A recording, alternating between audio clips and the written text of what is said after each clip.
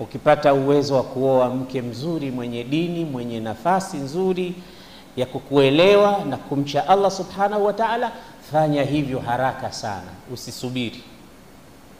Ndio maana Mtume akasema arba'un min saada, mambo manne yatakuletea furaha.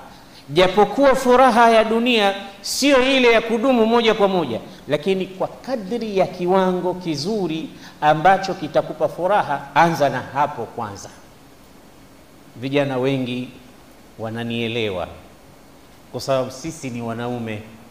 Baba yetu Adam alipoumbwa peke yake, ulama wa tafsiri wanasema kana yamshi fil jannati wahidan faridan wa kaannahu istawhash, alikuwa anatembea tembea tu pale peponi, anakwenda huku anarudi huku peke yake mwenyewe, kana kwamba alipata loneliness, kwa sababu alikuwa nani? Peke yake, anakwenda